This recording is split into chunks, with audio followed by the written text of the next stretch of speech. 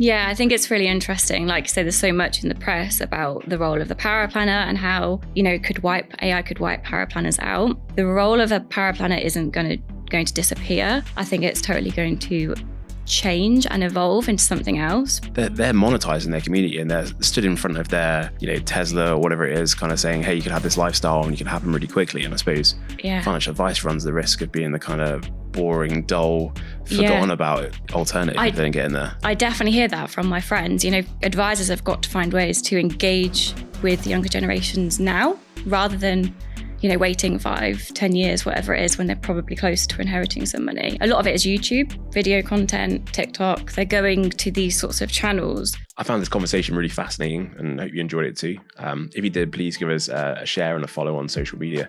And please share it with someone else if you thought it was good. Thank you.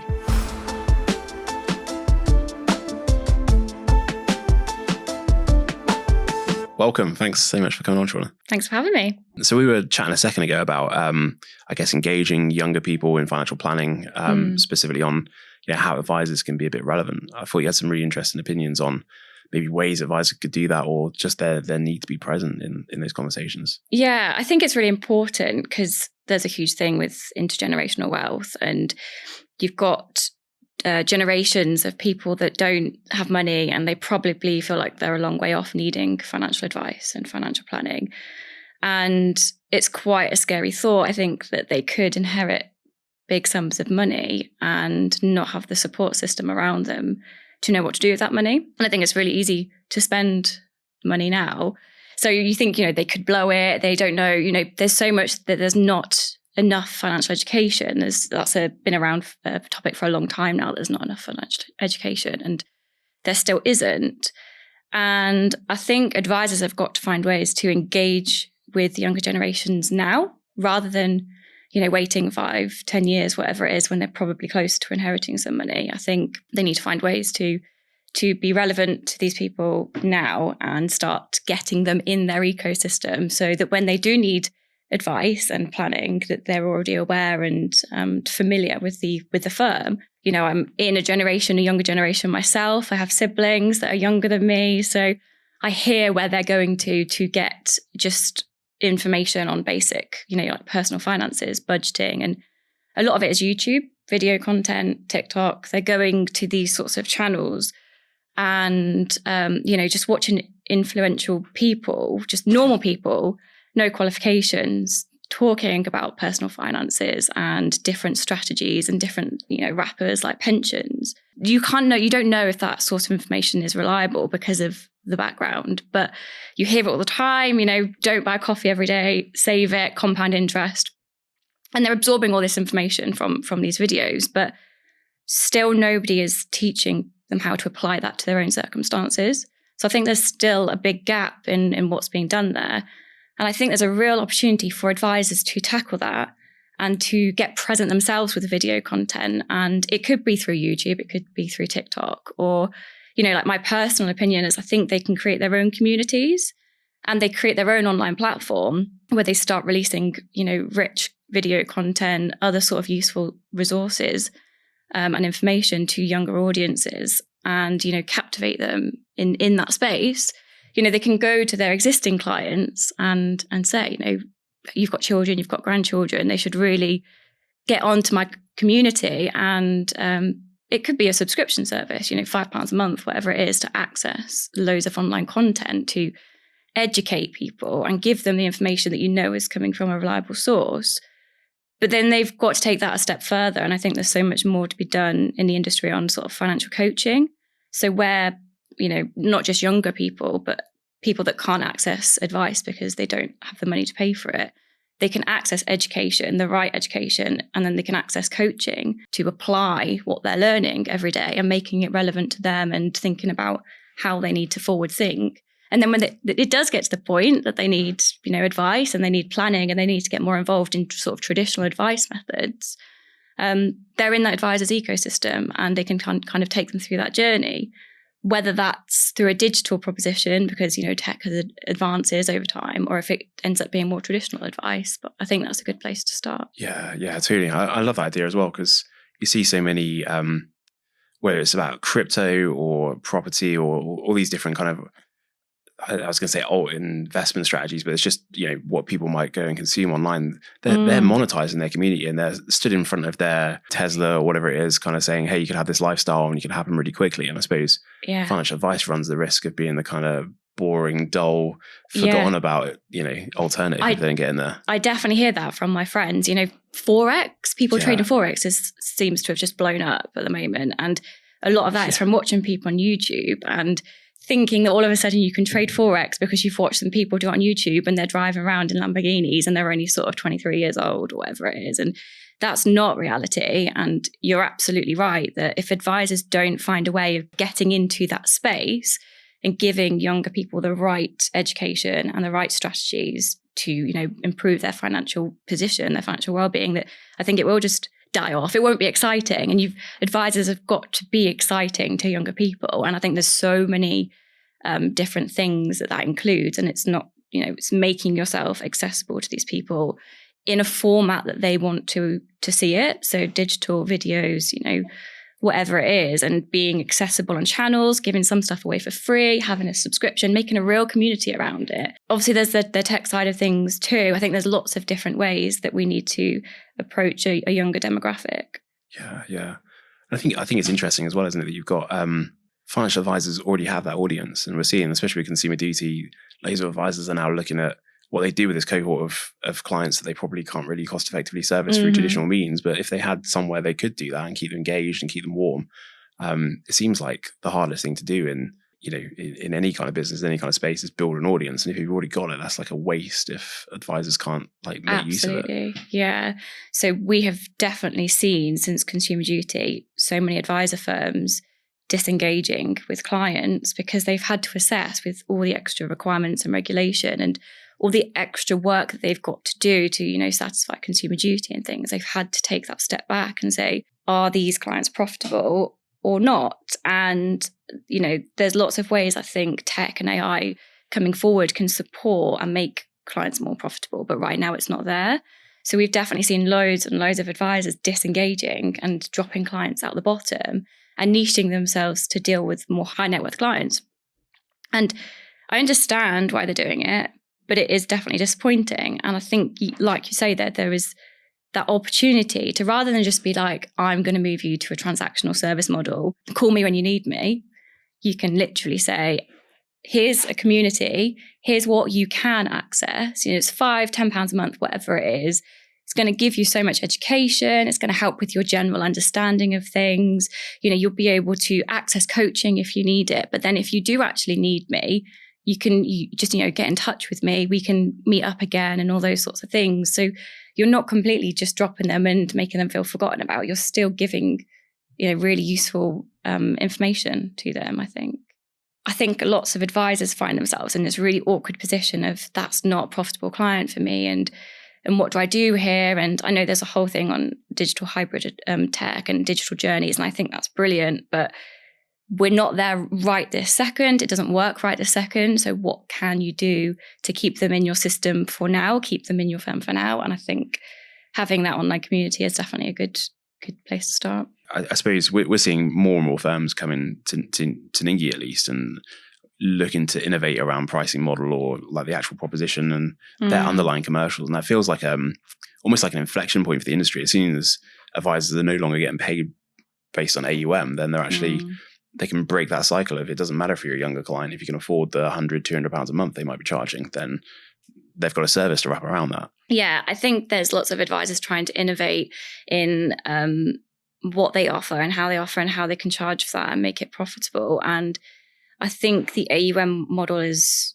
quite flawed anyway, but it's what we all know. And I think there's real opportunity for advisor firms to kind of forget everything that we know about the industry right now and start with a fresh perspective on everything that they're doing and what they want to build. And I think that's where it leads into a lot of sort of tech and digital and hybrid propositions, because if you are going to charge less, or you're going to deal with clients who maybe can't afford as much as what you might get on a traditional AUM model, and you want to make yourself accessible, but you obviously still need to be profitable, then the tech's got to work for you. And that's probably why people are coming to you guys, and they've got that challenge, because it is a challenge, and I don't think there's a real solution to it at the moment. I think there's lots of people that want to do it, and they're just struggling to find ways. If the tech can't do it, you need a good support team around you to do the things that the tech can't do at the moment. And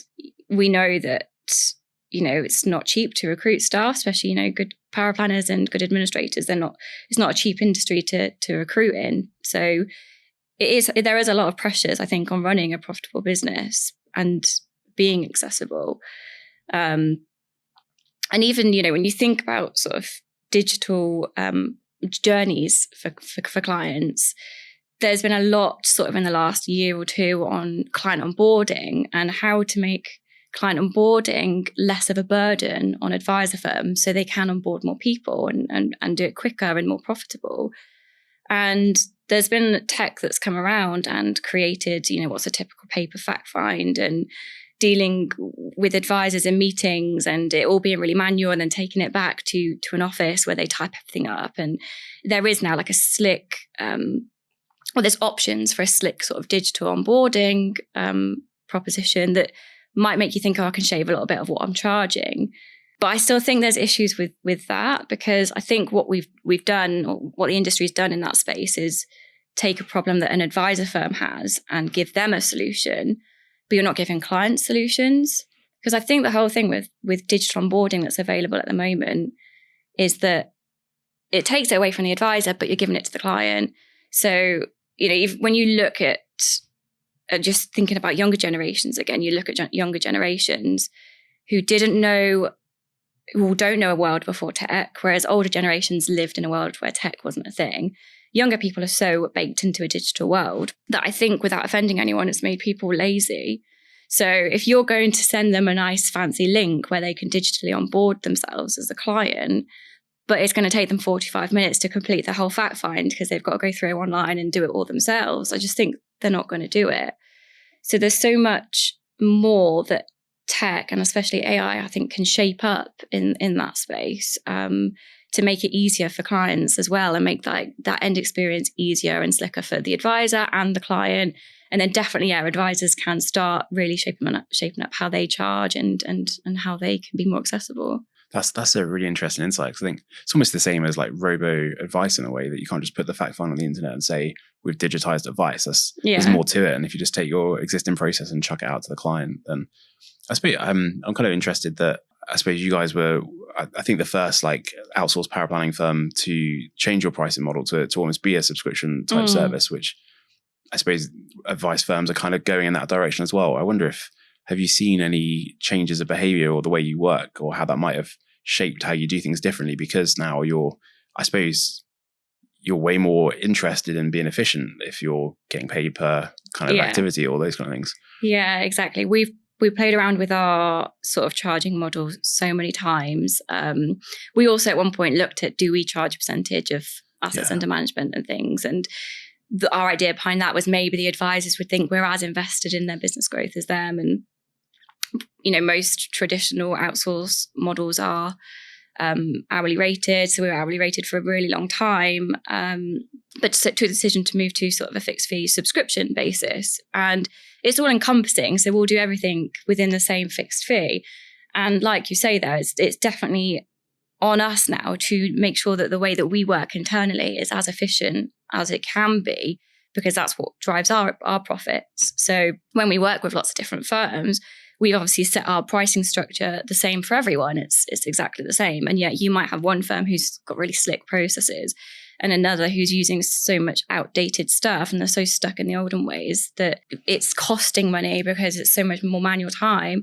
And it's quite a nice position to be in, because we can have conversations with firms to sort of bring them all up to a certain standard of being efficient, because not only is it in our best interests, but it's definitely in theirs, and it's certainly in their clients. And I mean, you're in, I feel like, a position that so many advisors would be like almost jealous of, that, because I suppose most advisors, and we hear this feedback about the podcast a lot, that they're running their business in their world and they can't really look over the garden fence at other firms. So I feel like it'd be really interesting to know what are some of those processes that are like really almost like damaging or detrimental, versus like some of the really good practice where you're like, if you do these things, then you can save a lot of time or make yourself way more efficient. Yeah, I think if we're having this conversation a couple of years ago, my thoughts on that would be a bit different. I think generally we're in a bit of a space of sort of limbo at the moment, especially when it comes to tech and how firms are approaching it and what they want to achieve. There's so much, historical stuff when it comes to tech, with things being behind in the times, not just like CRMs, but, certainly platforms and things. We're still, as an industry, not up to speed with what we need it to be and what clients need it to be. And I think up until now, and the whole thing of trend of advancement of tech and AI and stuff, I think we've dealt with, or advisors have dealt with, their immediate issues or what they think are their immediate challenges, and they've built this stack of technology over time that have solved little pieces of their challenges at the time, and that might have been they didn't have a good enough ATR system, or it might be down to the fact they couldn't automate back office tasks, or whatever it was. They felt like they had some challenges in their business, and they felt like tech was the answer to them. And they've taken pieces of puzzles from all different areas and they're bringing them together, and they don't go together. And that's why we hear about integration and rekeying and people having the same moans on time and everything just not being what it needs it to be.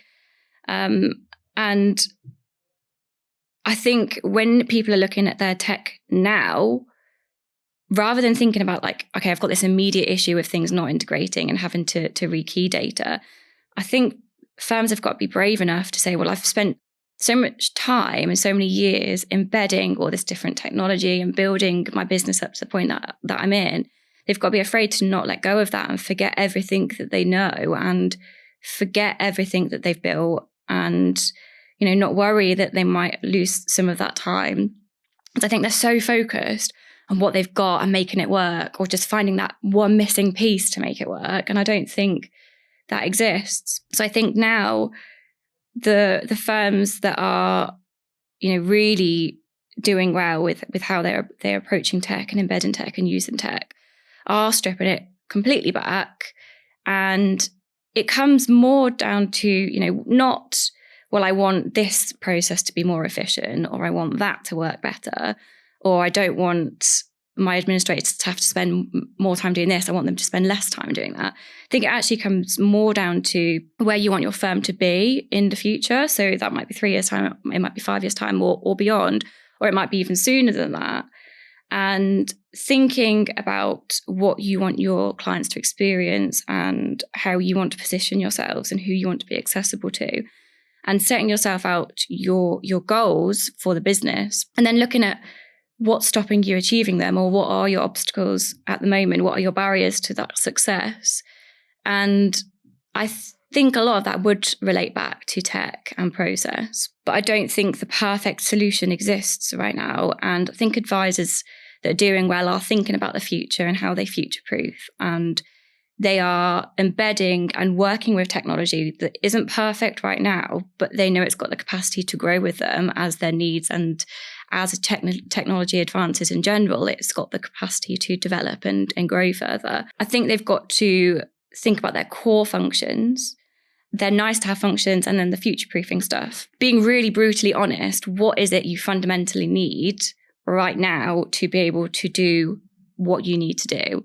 And I think a lot of it actually falls in the nice to have category. And you've got to be really honest and challenge that and say, no, that's not a fundamental, it's a nice to have.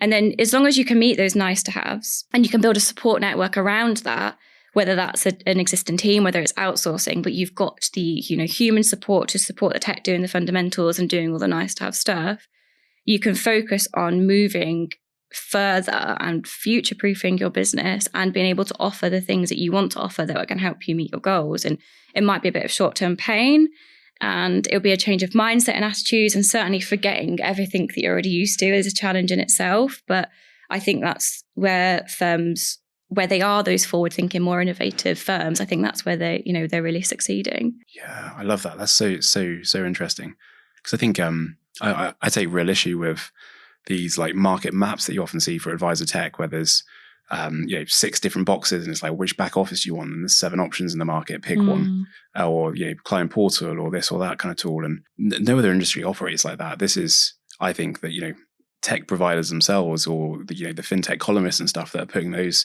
evaluation models out there and saying this is how you should pick.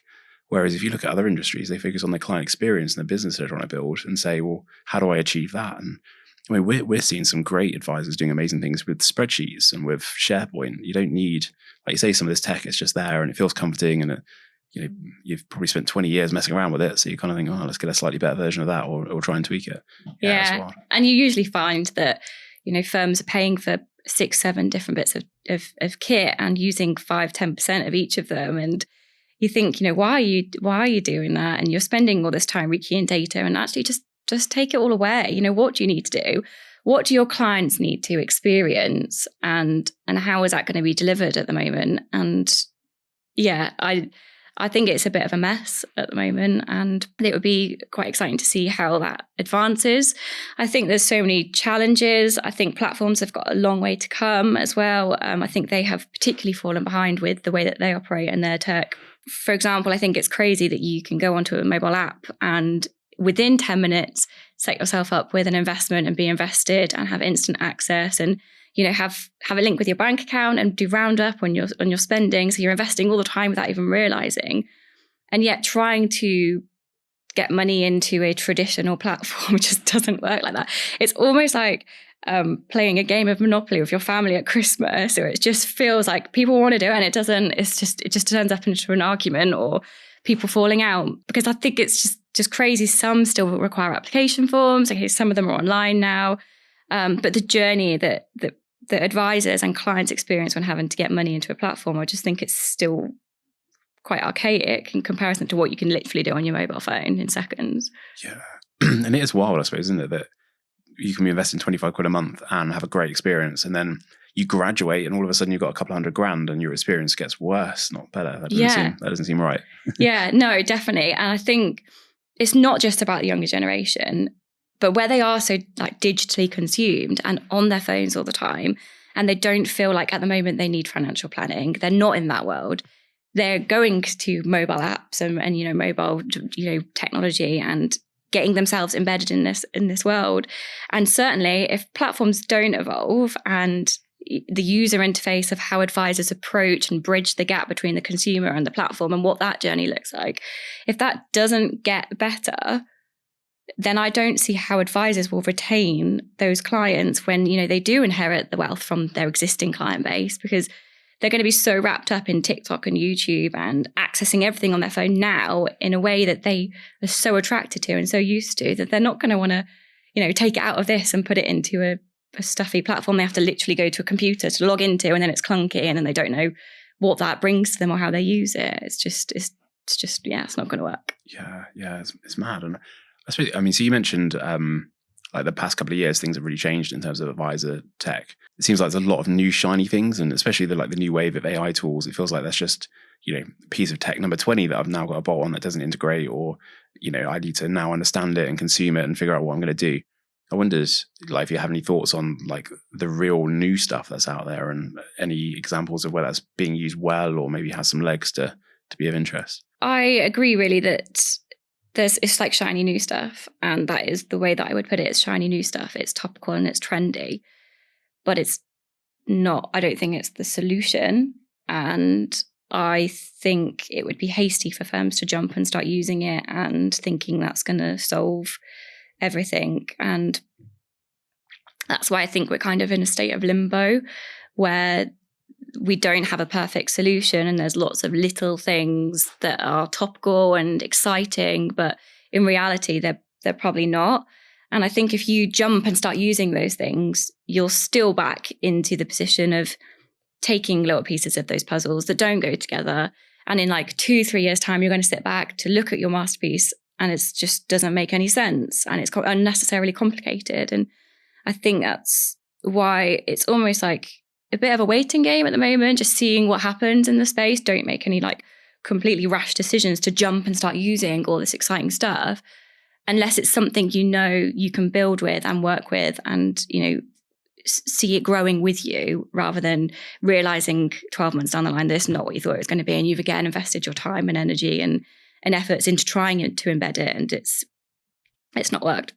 That's super interesting. I guess, because stuff's changing so quickly, it's really hard to make a tech decision and stick with it. It's almost picking a partner and kind of rolling with things. There's loads in the press at the moment around the impact of AI specifically on the role of a paraplanner, but also, when you think about financial coaching as well, and how does that interplay between paraplanner, financial advisor and client evolve over time with technology? I wonder what your thoughts were there.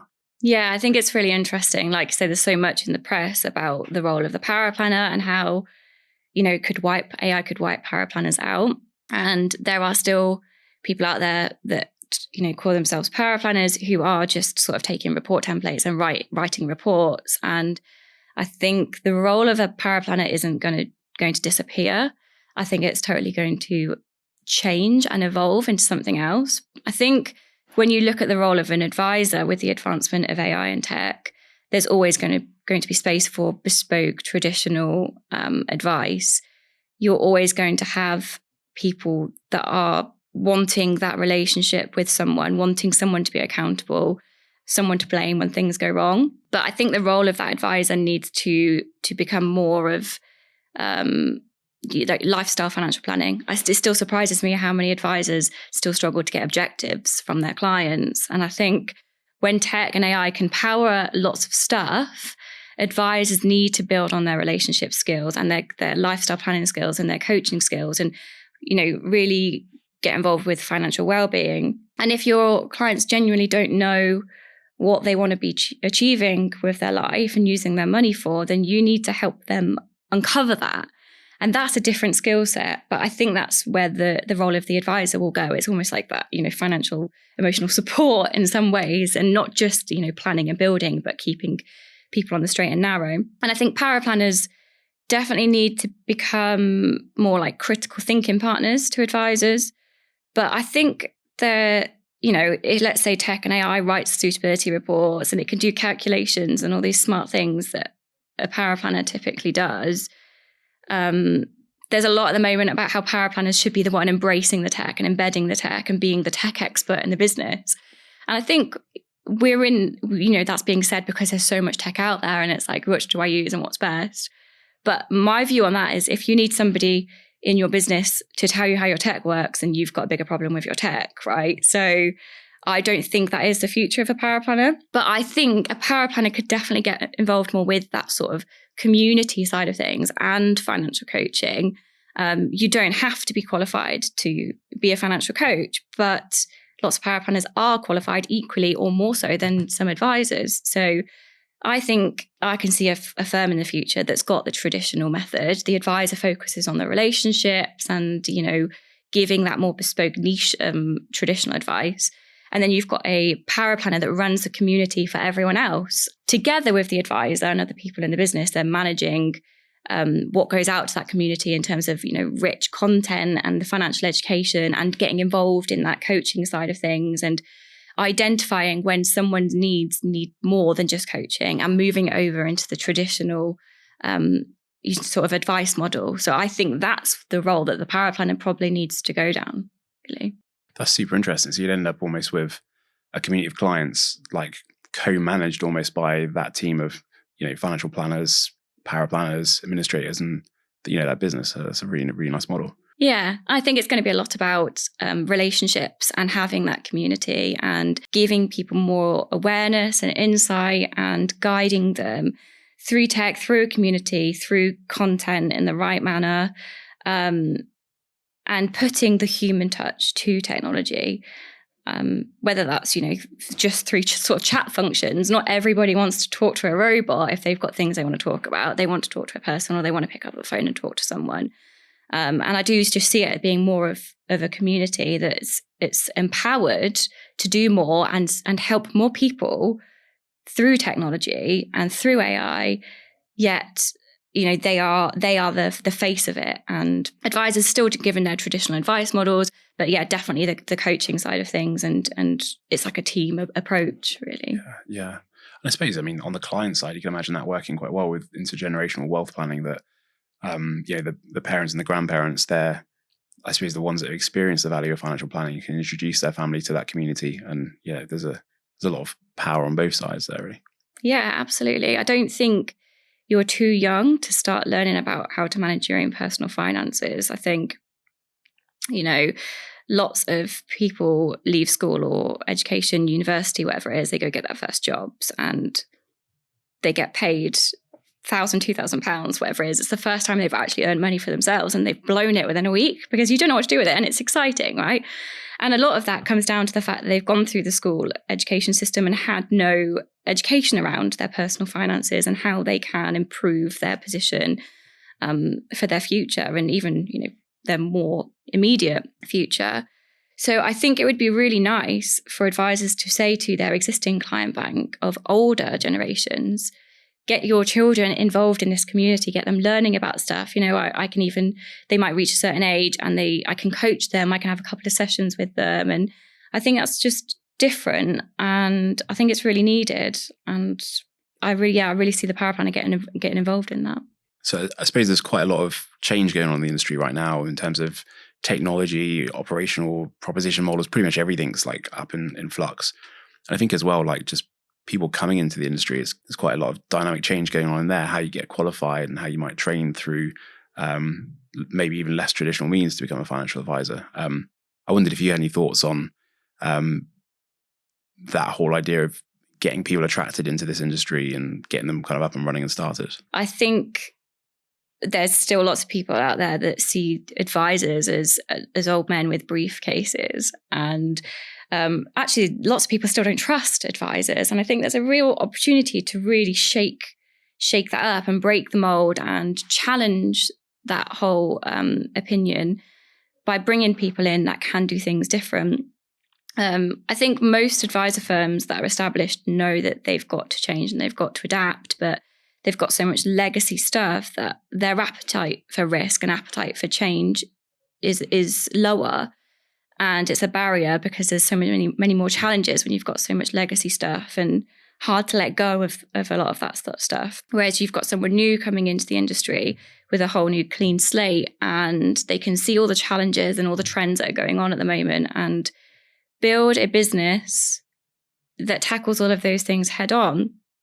And they can challenge and they can break the mold and they can do things differently, whether that's from day one using tech that gives them the digital hybrid edge, or if it's from changing how they charge clients to gain more trust, or if it's to be more accessible to more people and to help more people, to their brand, their image, everything just to be a bit more exciting and attracting. I think there's so much that they can do, and I think that's really exciting. I think we will see lots of new people coming in, maybe even slightly younger people who really want to challenge things and really actually just want to help people, and they can put the things in place now that future-proof them to help them deliver those things. There's going to be challenges on the way, because I think we're not quite there in terms of the tech they'll need to maybe deliver some of those visionary things that they could do. So they'd have to think about how they get around those obstacles in the shorter term and what support they need and what that looks like and how they therefore are profitable in the shorter term. But definitely a space to watch, I think.